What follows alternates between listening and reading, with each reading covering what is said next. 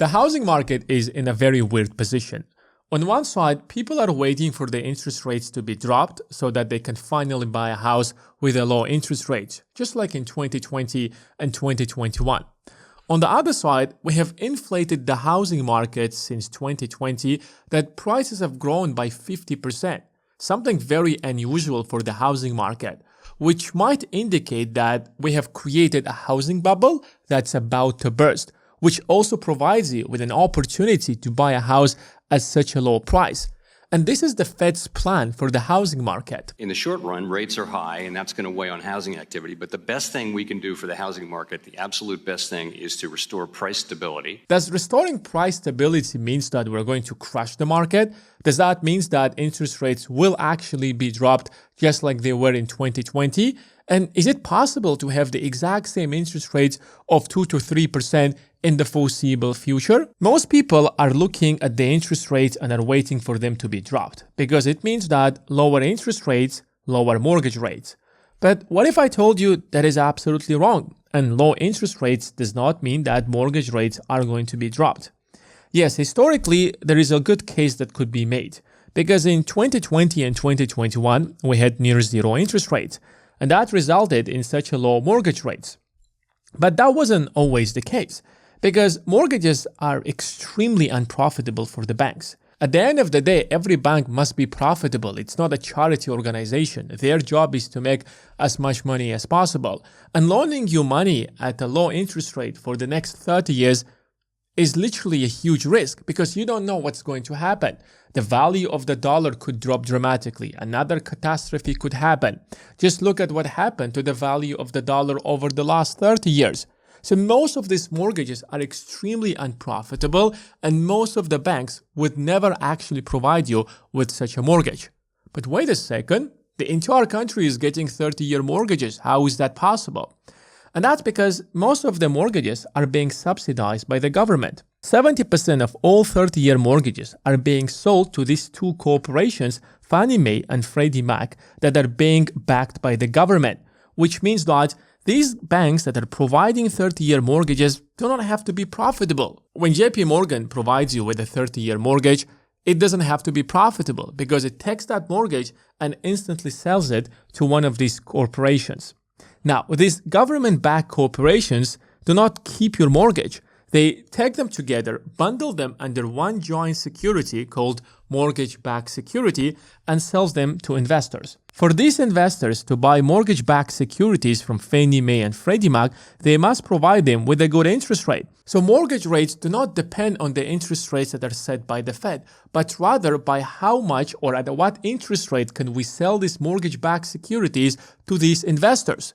And who is going to accept a 3% interest rate on a mortgage-backed security for the next 30 years? Now, I want to ask you, are you ready to literally lock your money for the next 30 years, getting 3% interest on your money? That doesn't sound like a good idea, especially when the value of the dollar is rising so much, especially when in 2022 we had inflation of 9%. Who on earth is going to buy that kind of investment? Nobody. But wait a second. We had such a low interest rates. We had such a low mortgage rates. Who actually bought them? And that's because the Federal Reserve stepped in and subsidized all of these mortgages. Because these investors were not willing to invest in 3% mortgage rates, the Federal Reserve started massively buying them from Fannie Mae and Freddie Mac. In fact, between 2020 and 2022, the Federal Reserve purchased $1.5 trillion worth of mortgage-backed securities, which means that all of these loans that the banks provided you at such a low interest rate were only made possible because the Federal Reserve purchased them at a loss. In other words, the government simply subsidized your mortgage. That's the only reason that the US had 3% mortgage rates in 2020 and 2021. The balance sheet of the Fed instantly grew from around $4 trillion to $9 trillion, adding an additional $5 trillion, and $1.5 trillion of that were mortgage-backed securities. In fact, the total amount of mortgage-backed securities in the balance sheet of the Fed grew to $2.3 trillion. But the goal right now, in order to stabilize the economy and bring inflation down and stabilize the housing market, the Federal Reserve is planning or is actively trying to reduce its balance sheet and decrease mortgage-backed securities. But the only way it can do that is by selling these mortgage-backed securities to somebody. And that somebody are investors over there. But for these investors to accept 3% mortgage rates, then inflation might be brought down to 2% so that these investors are at least making 1% in profit.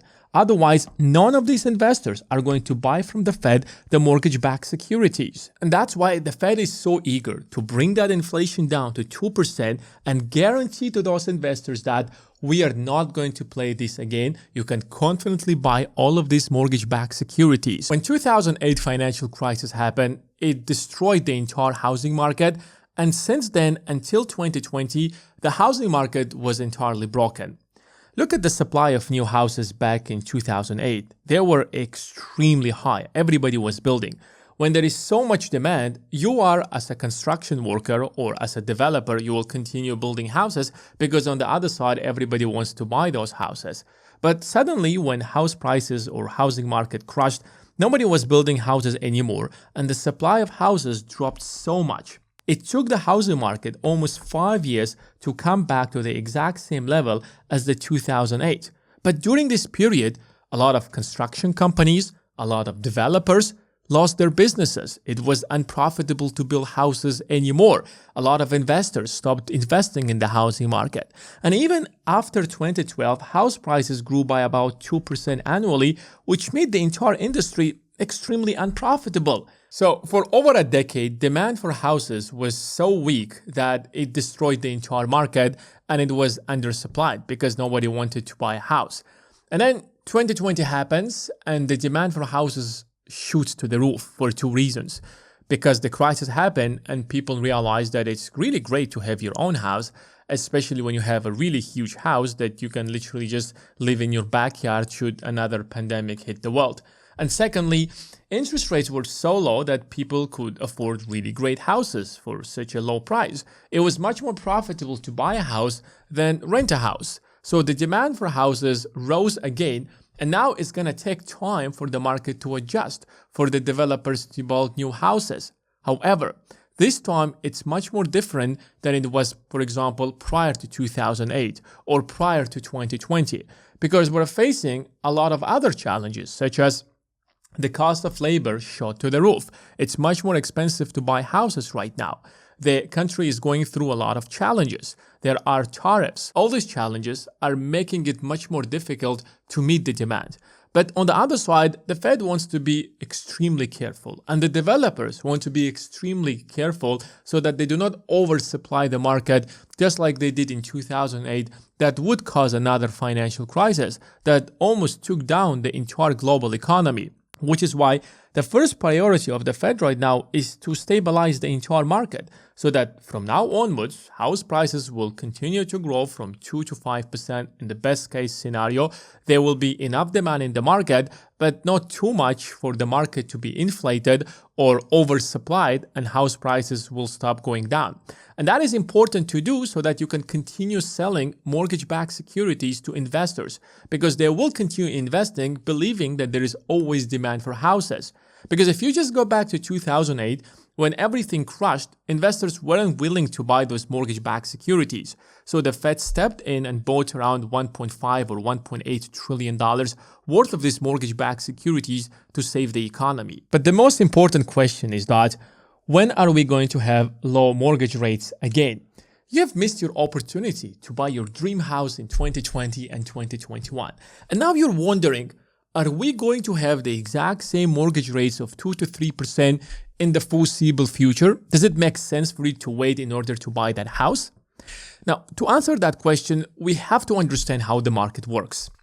On one side, we have investors. And in this case, I'm talking about huge investors, such as pension funds, the government, those people who cannot possibly take a lot of risk. Those people are investing with hundreds of billions of dollars.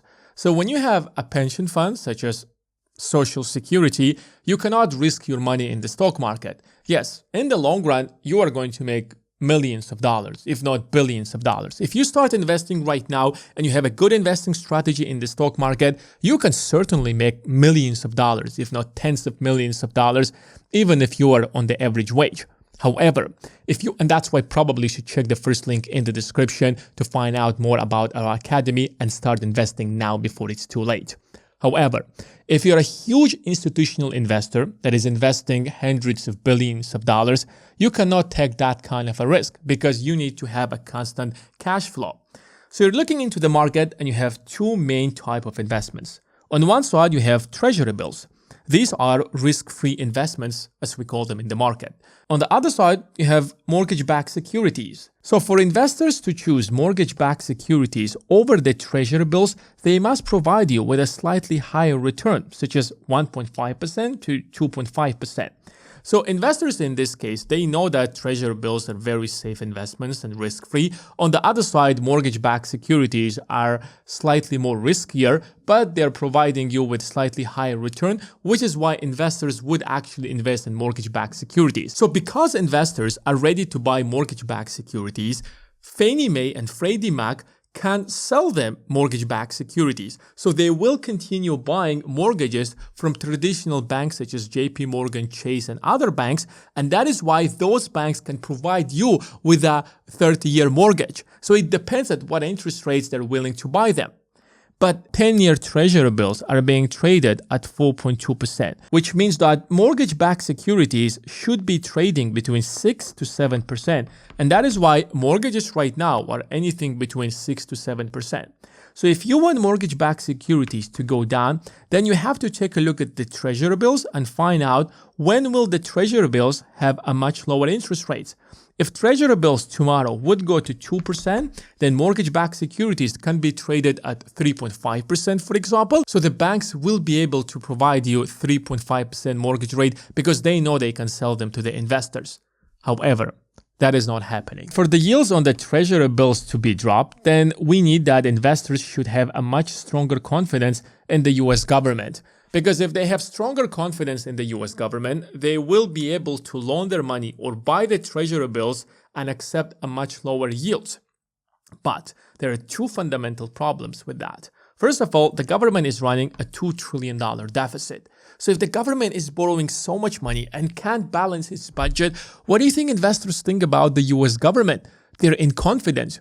Right now, mathematically, it's impossible for the government to pay off its debts. So investors are worried. They're not sure. Maybe the risks are much higher with the government of the US. So if I want to buy treasury bills, maybe I will only do it if the government is going to provide me with a much higher rate. And if the yields on the treasury bills are going to rise, then mortgage-backed securities should provide a much higher interest rate or a return rate for investors to invest in them. Secondly, a huge portion of the government's budget is going into debt payments.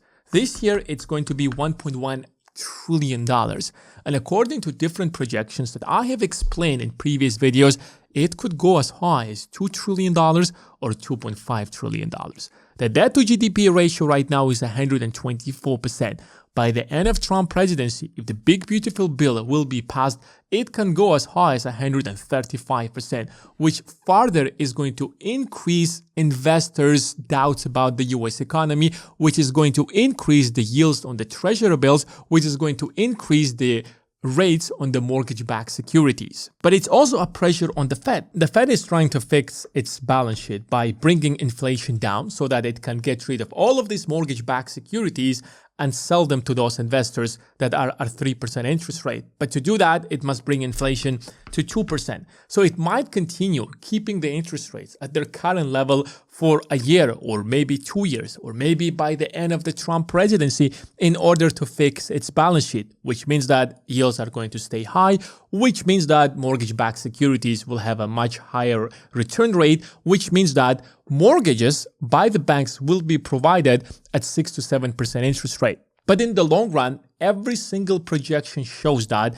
the debt payments on the US government debt is going to continue rising, which will continue increasing the yields on government bonds, which will continue rising the mortgage rates, which is why forget about the fact of having yet again low interest rates such as we had in 2020 and 2021.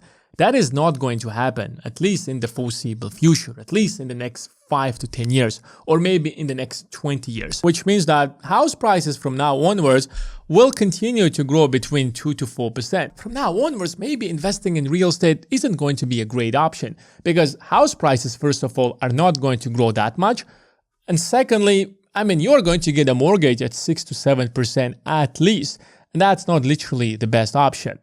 But there is another option, which is a much better option, and that is the stock market. Because regardless of what has happened over the last 100 years, the S&P 500 alone has shown to be growing at around 8 to 10% annually, no matter if we had World War II, an oil shock, or even the pandemic. So if you're getting into the stock market and you want to become a professional investor, if you want to have the tools or the skills in order to find out which stock should you invest in and which stock should you avoid, if you want to have the skills and the tools, check out our academy. The link is in the description.